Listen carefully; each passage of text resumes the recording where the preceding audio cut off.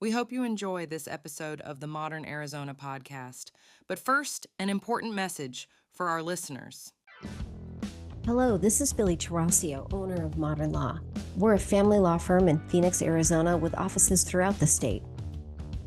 We have attorneys who can help you with every aspect of your family law case. We also have a legal clinic run by students for those of you who need budget-friendly resources, and we have lawyers who've been practicing for more than 20 years. Collectively, Modern Law has more than 200 years of legal experience. So when you hire Modern Law, you're not just getting an attorney, you're getting a team. If you live in Arizona and need representation, call us today. That's 480-649-2905 or visit us at mymodernlaw.com.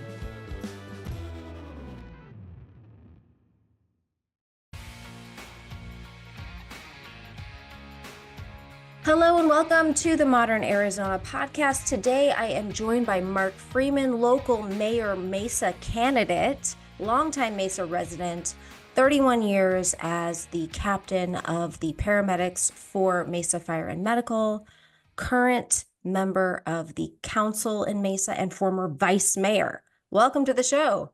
Thank you, Billy. Great to be here. That is a lot. Like, you have done a lot already. Yeah, I have quite a resume. I'm also a local farmer in the area. We may talk about agriculture and water, but past president of Maricopa County Farm Bureau, as well as an elected official for Salt River Project. Okay, so this is not your first rodeo. That seems very appropriate given your cowboy hat. Yeah. You know what you were doing. You knew what you were getting into. You've gone through this type of thing before, elections and governing large groups. What made you decide to run for mayor? Well, about 2 years ago, as I contemplated I'm termed out as a council member, city council member in District 1. I thought, well, what could my future be? You know, as an elected official, you can just close the door and walk away after your second term. And I just felt inside that Mesa needed a strong Mesa advocate. And being one of my grandfathers was the founder of Mesa in 1878. So we've been here, our family, for 146 years. I don't think anybody has a legacy that I do. And I love Mesa, and I felt like it's time for our current mayor, Mayor Giles, was born here as well, you know, and I respect that. And I just decided to move forward, my wife and I and family. So we got in it well before any of the other candidates did. So I just felt impressed to do that. Got it. What are the biggest changes that you have seen in Mesa over the last 10 years? A lot of it is growth in itself, infrastructure growth. One thing that concerns me, I grew up in a very conservative farming family, and we farmed and ranched in Mesa and the surrounding areas. And as agriculture got pushed out, I'll say, or development came into Mesa, agriculture had to leave. And so we ended up in what would be Gilbert today, and now we're in Coolidge, Arizona. My brother has the family farm there. And so big changes is agriculture went from maybe 13%, and today we have probably less than 2% of Mesa that is actual agriculture. Population growth, we have a great, beautiful city. We have great quality of life. And I've seen and participated in the grassroots components as a local advocate for our community that we live in, and then transitioned into a city council member. So what are your thoughts on that change, the shrinking of the agricultural component? Do you think that's a good thing? Do you think it's inevitable? Do you think it's awful? Well, it was inevitable. And one of the biggest things for me, being on the agricultural side and past president of Maricopa County Farm Bureau. So Maricopa County is a large county. You know, it's the fourth largest county in the United States, and with the population. So ag provides a very big stimulus. Our dairies, we have very few dairies now in Maricopa County. They're all in Pinell County, our feedlots. So what concerns me is food security, food safety, water consumption, And as a farmer, I buy hundreds of acre feet of water to irrigate my farms. And so I'm very good on water as a conservationist. I know where our water portfolios are and what we need to do to transition. So one of my mantras is businesses will grow where water flows. Mm-hmm. I just made that up a while back. It's great. So our population has increased. We have a really great southeast part of Mesa, Eastmark, Cadence, Saraville. Just, that's so brand new compared to where I grew up, was in the late 1800s, 1900s. So we have homes that old, and then you have, the southeast part of the valley that is new. Mesa is one of the fastest growing cities in Arizona. It's the third largest city in Arizona. It's a big city. And what is your strategy for balancing growth and managing all of the different characters of neighbors that exist in Mesa? That's a good question, because it is challenging. We have, in my opinion, as a council member and sitting with my colleagues, we have some underperforming neighborhoods now that when I grew up, they were our best performing neighborhoods. I mean, these were your starter homes. They were homes you could purchase for $40,000 to $60,000 back in the day. And now to buy that home today and to rehab it, retool it, would cost you probably $340,000. And so we have the average median income issues, we have inflation, we have the pressures out there. What I want to see is the families and with children to come back into Mesa, to re-energize Mesa in some of our areas, and that's happening, but it's going to take some time. And so my vision is make Mesa stronger by redeveloping our neighborhoods and education and helping people to be successful to live in Mesa. I'm glad that you brought up the cost of housing, because that was one of the things I wanted to ask you about. Housing costs are out of control. Homelessness is up. You can see that in Mesa more than you can see it necessarily in Gilbert, where I'm at. It's visually there and real. What is your plan to address that?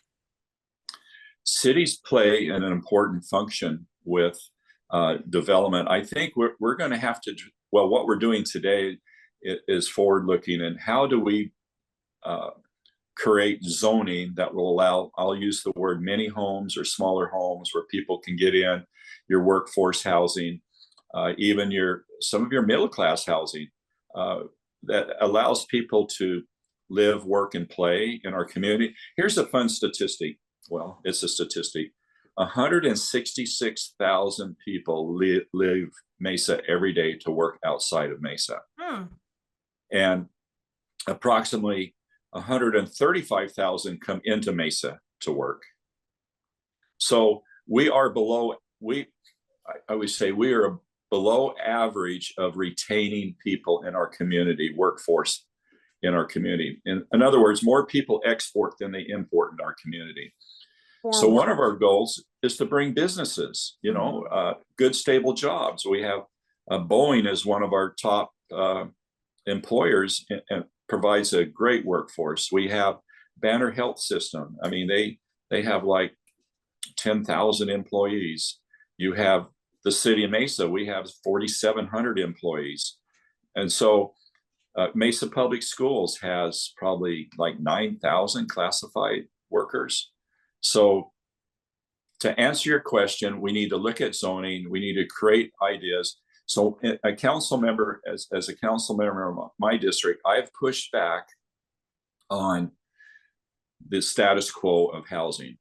In other words, we need medium to executive type housing in Mesa to retain good and strong families, people who want to retire to a nice area, and workforce. So in my area, we have multifamily, we have townhomes, we have patio homes, apartment complexes, and then executive housing that, some of those homes are $800 to $1.2 million. So I push back and say, this is what I need for our area and our district. Mixed use And, higher density is almost like a naughty word that people don't want to talk about. But I was in Europe over the summer and walking through all of these beautiful, beautiful old places that were designed before we had cars. And like high density is everything, everything. What do you feel about that? I think high density is a good thing as long as it's done correctly. In other words, our valley, Mesa, is spread out. It's 140 square miles. I'll just use a round number. We're twice the size of Gilbert, where you're Yeah. at. Yeah. We have twice the population. For me to drive from my area to Eastmark is 24 miles. Mm-hmm. And at least I have freeway to do that. However, we need to create some zones in Mesa that create what I would like to see is a high density with adequate parking. I don't want to compress the parking. I don't want to make people feel like they cannot have a car Mm-hmm. or transportation because we're not set up that way. Mm-hmm. And go vertical. Mm-hmm. I would like to see condos. I mean, one thing I brought up in a council meeting, I said, why don't developers build condominiums in Mesa? Right. Or Gilbert? I mean, 6, 7, 8 stories. Is it zoning? No, it's not. It's just they don't want to come. Hmm. They don't want to build.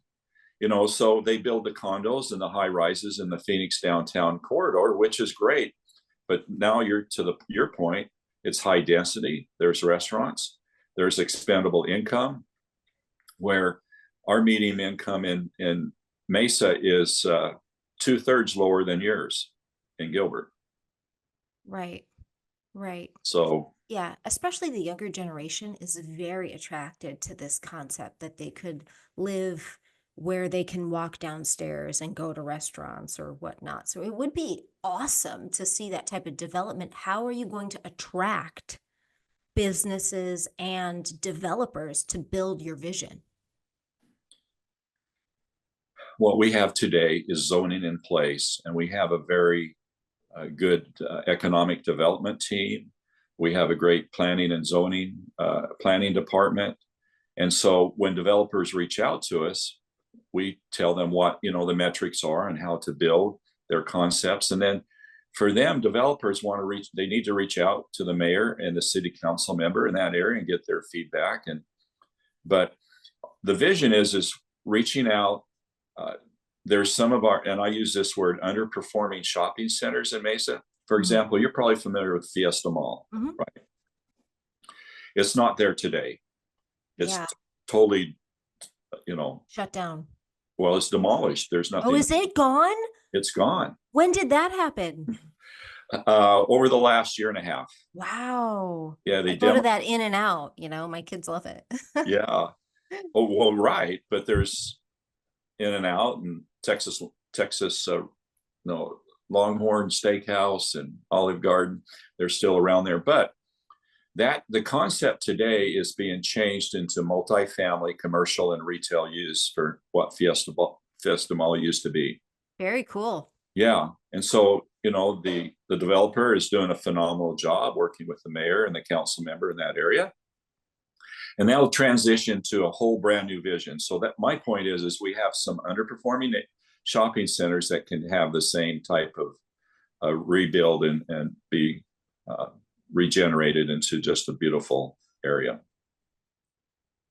Mesa seems pretty darn progressive to me. I used to live in Mesa. I was in Mesa for a long time, and I did like Mesa leadership back in 2012 and learned a lot about Mesa. And Scott Smith was the mayor then, and you're running against him. And Mesa has always been, at least it appears to me, as if it functions pretty well and pretty progressively, especially when compared to Gilbert government and council.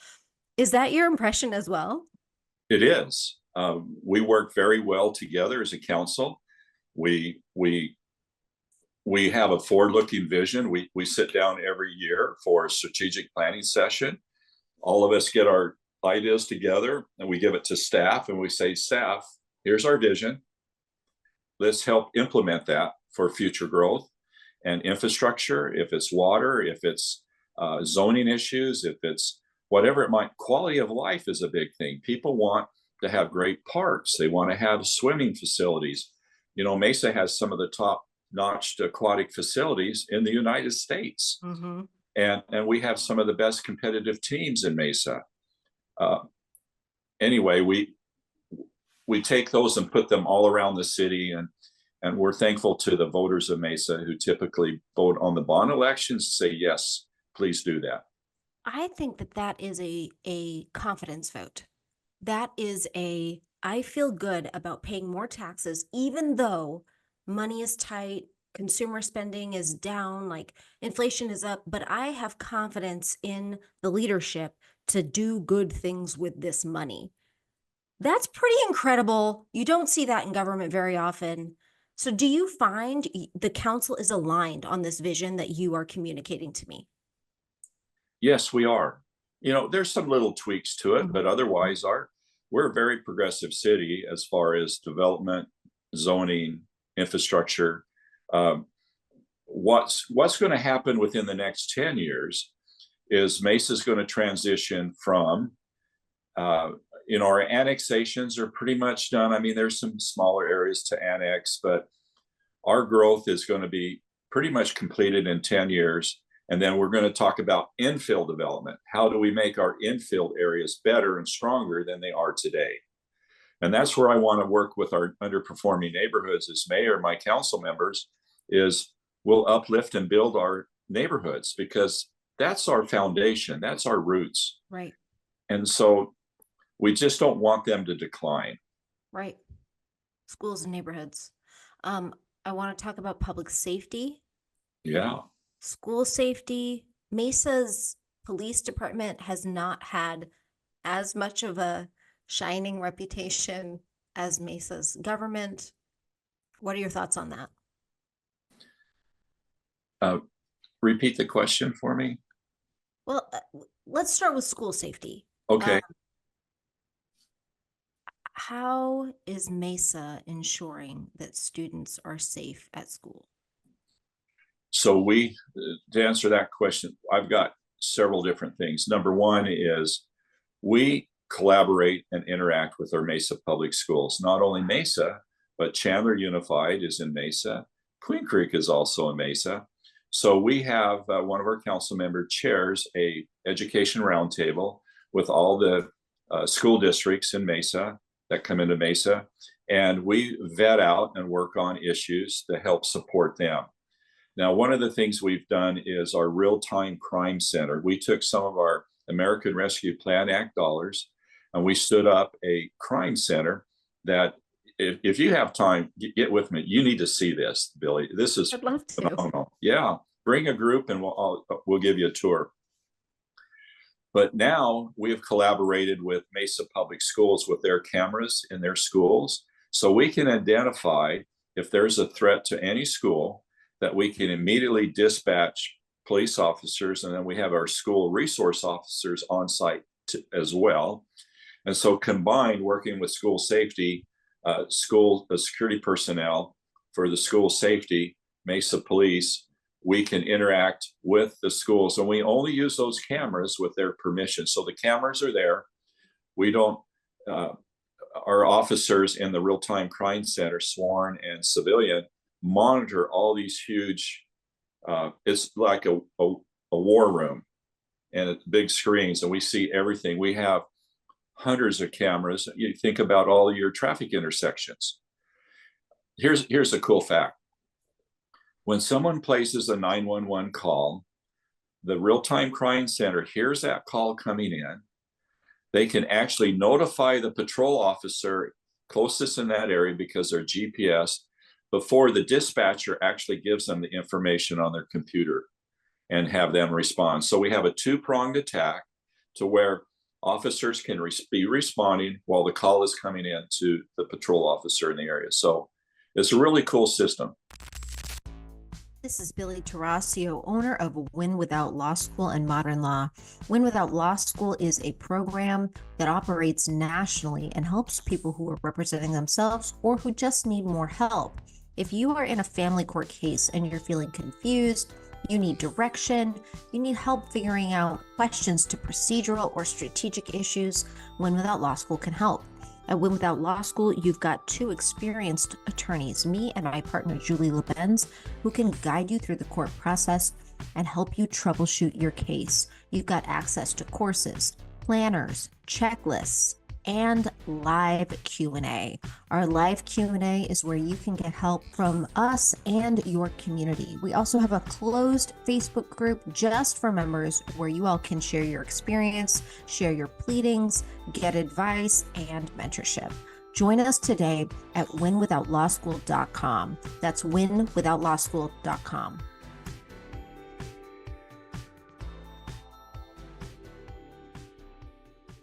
It's really hard as Americans to watch, even well-equipped schools with good technology, with perfect law enforcement. It's hard to watch that and still have people die. But Yeah. I don't know that there's what can you do about that as a Mesa mayor? Well, we can be proactive in our approach through, this is where I'll use the word intel comes in. We have to be vigilant in watching Facebook, Instagram, all the social media things.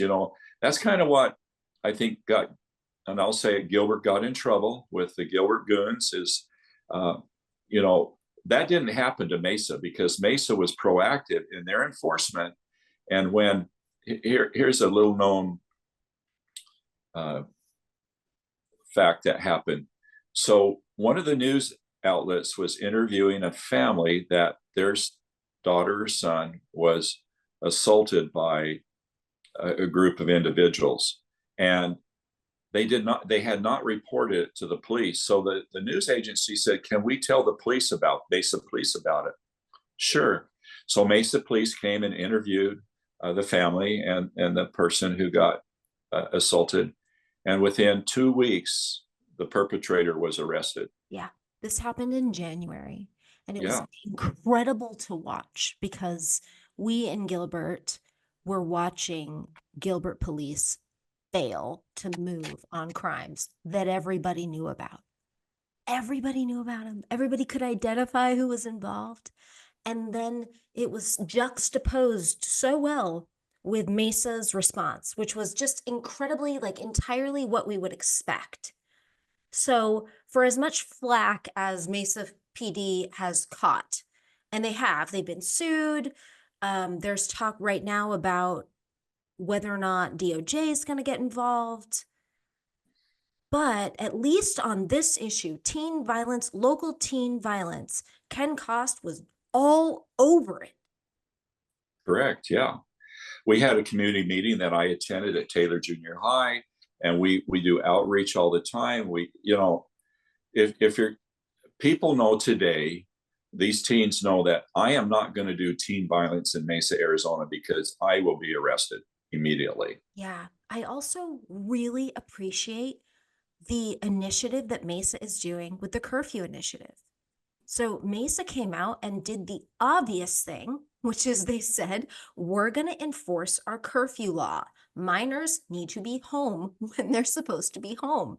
And guess what that does? It puts everybody on notice that you need to go home. And then they actually did it. And I think they caught a teen with a gun through this program of enforcing the curfew law. Yeah, I don't know the specifics, but I know that there was not an arrest, but a stop of teens at like 2 a.m. Mm-hmm. I think they had a stolen vehicle. I mean, Mm-hmm. why are 14 and 15-year-olds, when you pull them over, driving a car like that? So I'm chairman of our public safety committee for Mesa Council. And I've also got appointed this year as chairman of the National League of Cities Public Safety Crime Prevention Committee. So that's a big, long word. In other words, I'm chairman and I see crime, violence, fire response throughout the whole United States. And I sit and listen to all our larger cities. I listen to our smaller cities, and we implement ideas and programming on the federal legislation side to help support our police and fire public safety components and individuals. So I'm honored to do that. And that brings my perspective to Mesa, and so we can improve all the time. So you feel what I'm gathering from this is you feel confident in Mesa Police. It's doing a great job. Absolutely. Yeah. Is crime going up or down?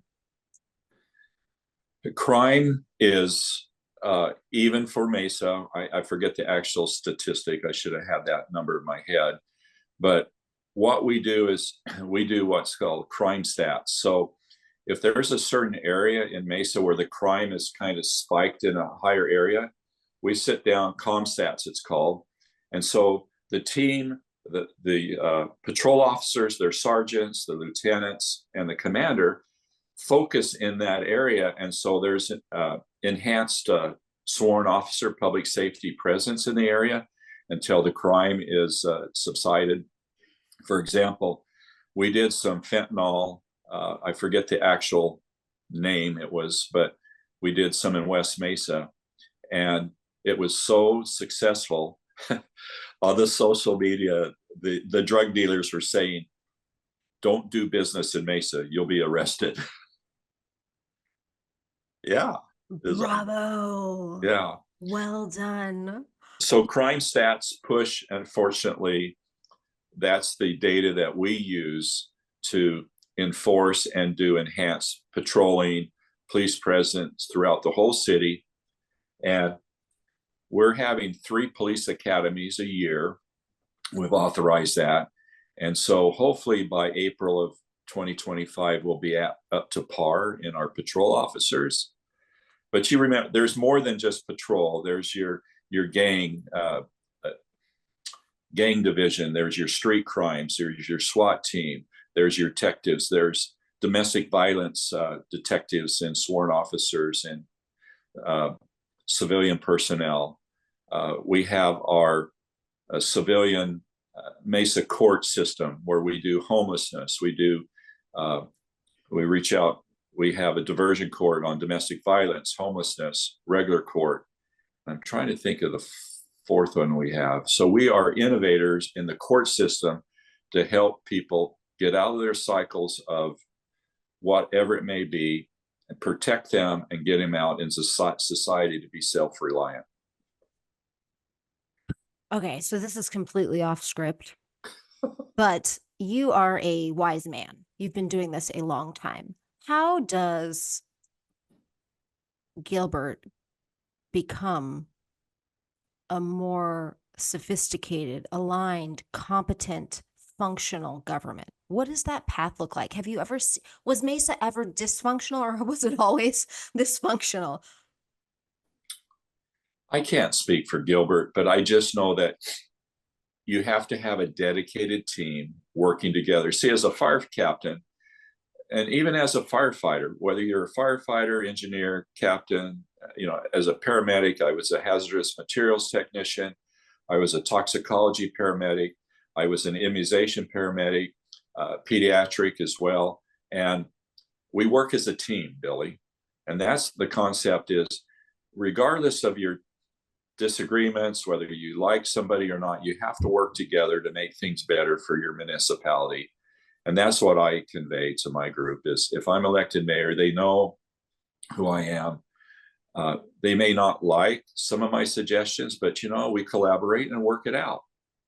And Gilbert is growing. You can't be dysfunctional at what you're doing, because that serves no purpose for anybody. Yeah. What is the difference between Mesa with you as mayor versus Mesa with Scott Smith as mayor? We have some similarities. We're close in age. We went to the same high school. We have the same, friends and, associations. However, the primary difference is I'm the only person with a public safety background.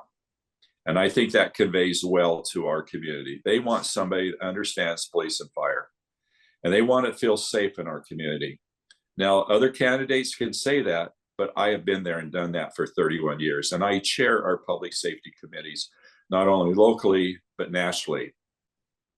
The other thing is I understand Mesa from the inside out. I've seen the growth from probably when I grew up, a population of, I'm going to throw around 30,000 people to 520 today.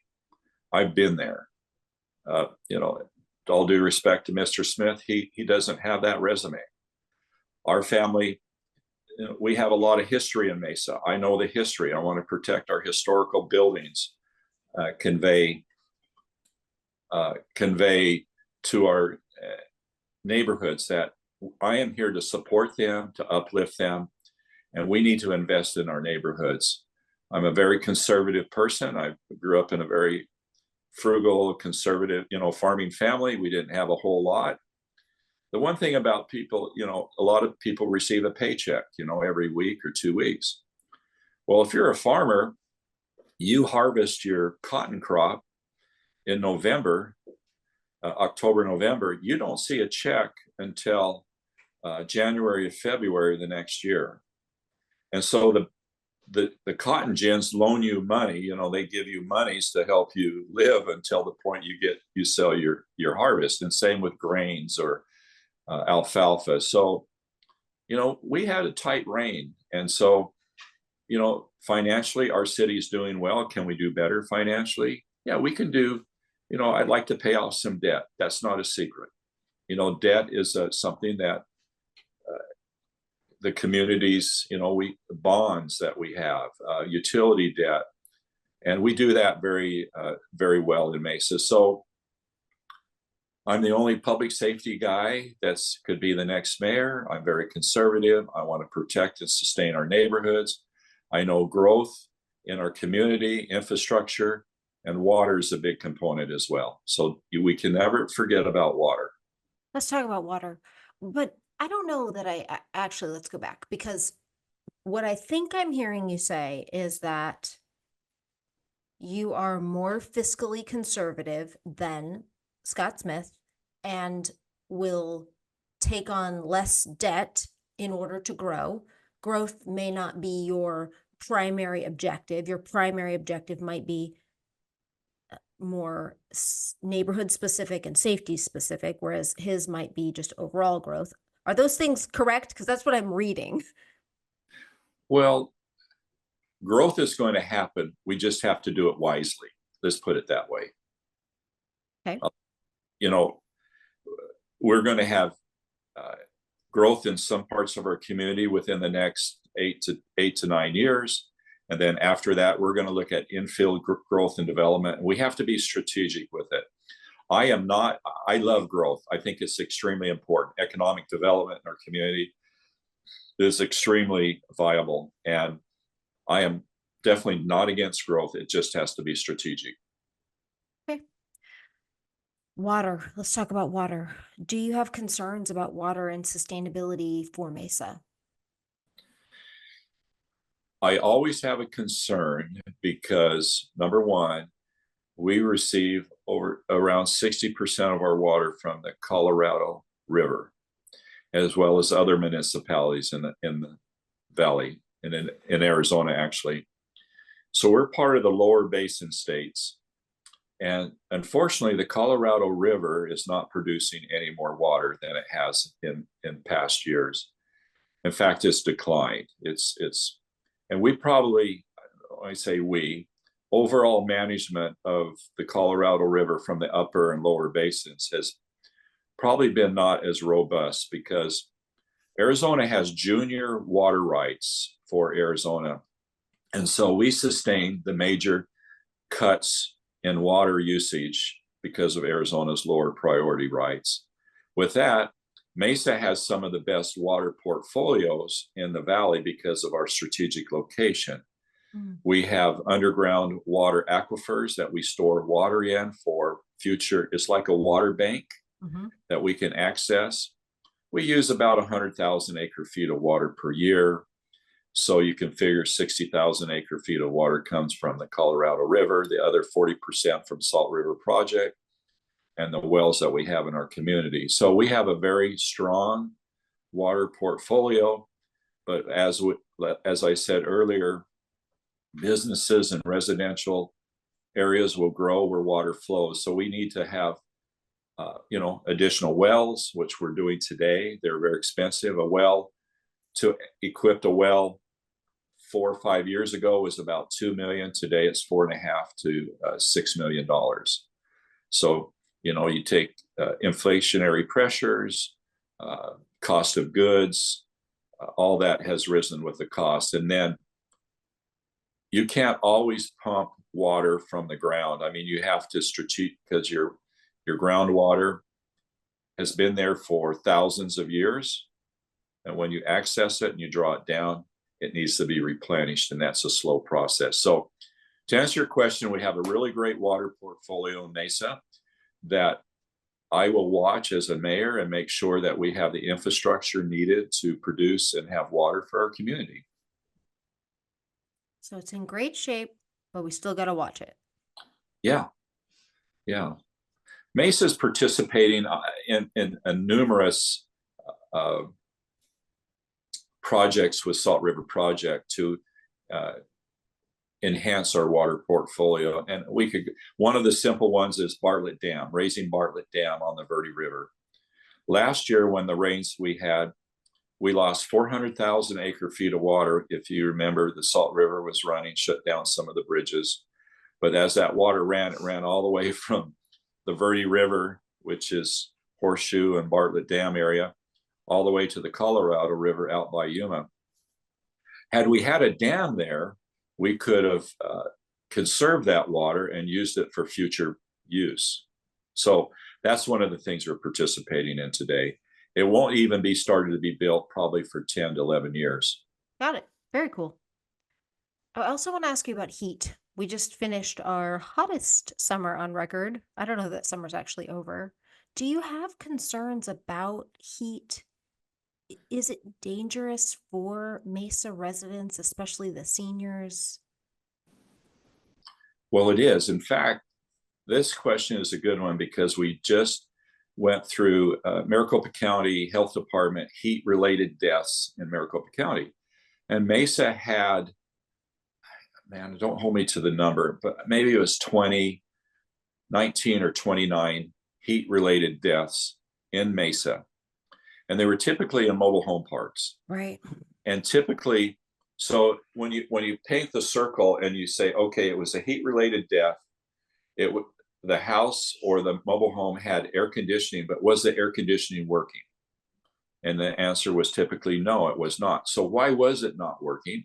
Was it because they didn't have the monies to pay for their utility bill, or they just, it was broken? So what we've initiated this year is a heat-related response program for these areas. We know where the deaths occurred.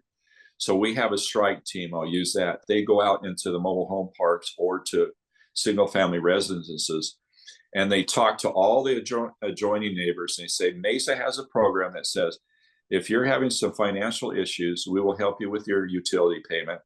We'll work with you and the SRP or whomever the provider is on the power. Number two is, if your air conditioning is broken, we will give you a loaner and let you have one for a period of time to get through this tough time until we have a permanent one on your home. So we have a loaner program. We have a team that goes out and educates the community in the area to help reduce any senior or any deaths whatsoever. I love that. I also want to ask, is there any planning surrounding how to actually cool these areas using agriculture or planting shade trees? Is that something that the city looks at all? Yeah, it's part of our climate action plan. We want to put more trees in Mesa. There's a fund plant 1 million trees in Mesa by 2050. That's a really stretch to it, but we plant trees. We're working with Salt River Project and other nonprofits and having people plant trees in their homes. And this is one of the concepts in going into some of these neighborhoods is we will help you plant a tree. We want a tree that does water conservation. We will help you put in your irrigation system with a timer. And let's beautify your front yards, because it costs money, Billy, to do that. But we want to help plant a tree that will provide shade. Trees, they they convert carbon dioxide into oxygen, so we need them. And that's why the areas in where I farm, the neighborhood goes, "We love your farm because it's always cooler here." Mm-hmm. And I go, "Yeah, I lease the land, so I'm not the owner, but if it's ever developed in the future, it may or may not be. But regardless, you're right. Agriculture, trees, green provide, and parks are a big one. Irrigated parks or sprinklered areas provide a cooling effect." For any Mesa voters who are still undecided, what would you say is the most compelling reason that they should vote for you? The compelling reason is, number one, I listen to you. As a firefighter, I responded to 64,000 calls of service in my career. I've handled every human issue out there, neighborhood, critical, life-saving, birth babies. I have the medical side. I have the pragmatic and common sense to work with people. My door has always been open as a council member. I don't sit in my office when issues come in. We respond to the person and we meet with them. And that's what I would be as mayor. I don't have, my agenda is the city of Mesa, making Mesa better and stronger.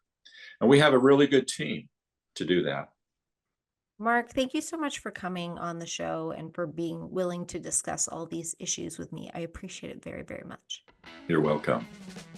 Thanks so much for listening to the Modern Arizona podcast. If you've enjoyed what you've heard today, make sure to download it, like it, leave a review, and share it with your friends. If you know someone who would be a good guest or you would like to be on the Modern Arizona podcast, make sure to give us an email or reach out to us at mymodernlaw.com.